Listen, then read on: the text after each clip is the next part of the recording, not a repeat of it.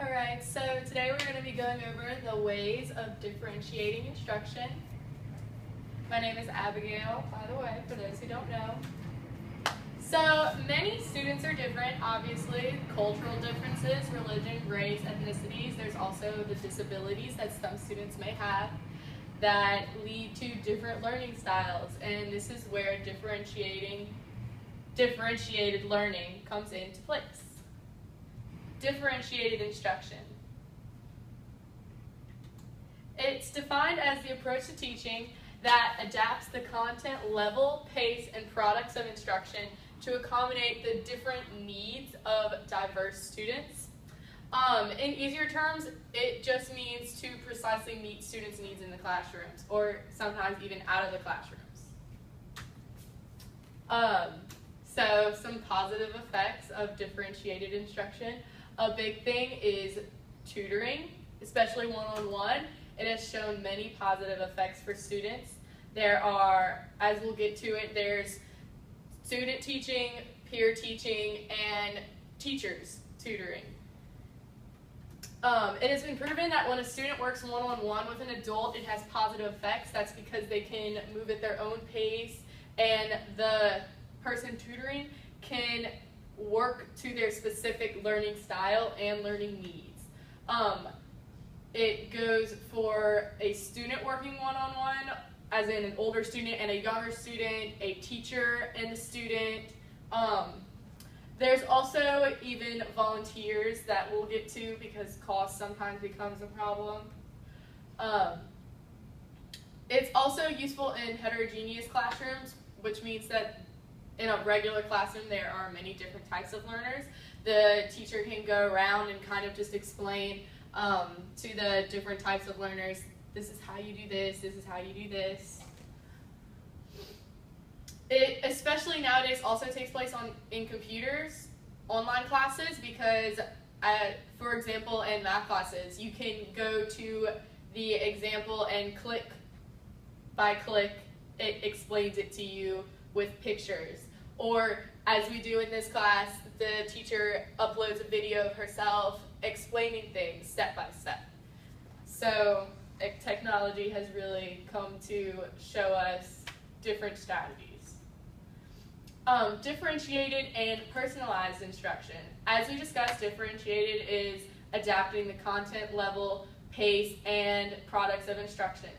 When you bring in personalized instruction, it also deals with the student's interests, values, and circumstances so that the tutor or teacher can better understand the student's knowledge and education experience. The end result overall should be that everyone reaches the same goal. It's just that some people work at different paces and need different learning instruction in order to reach that goal. Peer tutoring. So, peer tutoring, there are two different types. It is cross-age, so the older student and the younger student, and then same-age tutoring, where the students are the same age. Cross-age tutoring is found to be much more useful and effective for students. It is because the older student usually has more knowledge and better experience with the material. And the same age has benefits also, such as being able to find an easy schedule. You're the same age, probably in the same classes. You can get together more easily, but the same age student may not have as much knowledge as the older student could have. Teachers tutoring. So this is one of the most effective instructional strategies. Obviously, the only downfall is the cost, which is what I had spoken a little bit about earlier. This is where volunteers can come in, such as college students, senior citizens, and even parents come in to tutor the students that need help, which really helps. And then there are at-risk students. These students are struggling and also expected to struggle because of problems at home such as domestic violence, low income, pregnancy, homelessness even, and incarceration. It can also have to do with your health issues. They are seen as having a very high probability of failing class and even dropping out completely, but thankfully there are programs in place to help these students. There are three major categories for educational programs. These categories are compensatory education programs, early intervention, and comprehensive school reform programs. So the compensatory education programs. There is Head Start, which is meant for preschool students, very small infants, children.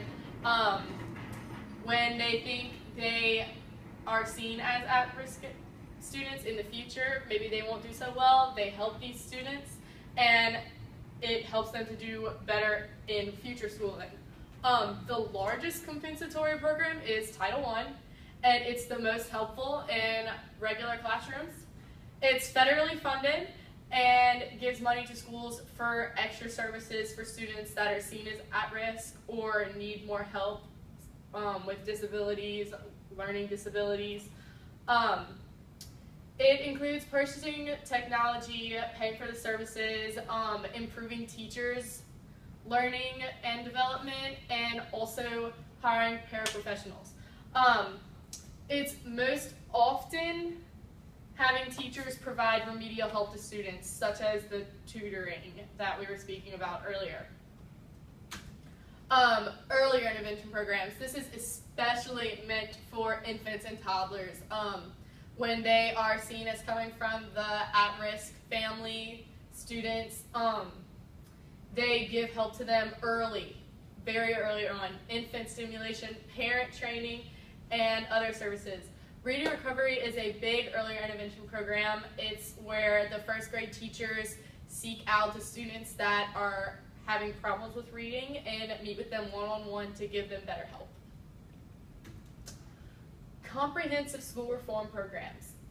This is a school-wide approach that introduces research-based strategies into all aspects of school. So there is Success for All, and there is direct instruction. These both provide in-depth instruction and details how to do something. Success for All also provides one-on-one tutoring and reading programs for preschool, kindergarten, and 1st through 8th grade. After school and summer programs. Although no one usually likes to hear about summer school, they have proven to be very helpful. It is seen as a better alternative for students with low-income families because sometimes over the summer they lose ground or they kind of don't really think about school. They focus on other things, and when they come back, they can't really get back into the groove of school. So summer schools are also seen as a last chance for students that are going to be retained in school, which means held back a grade. So they can catch up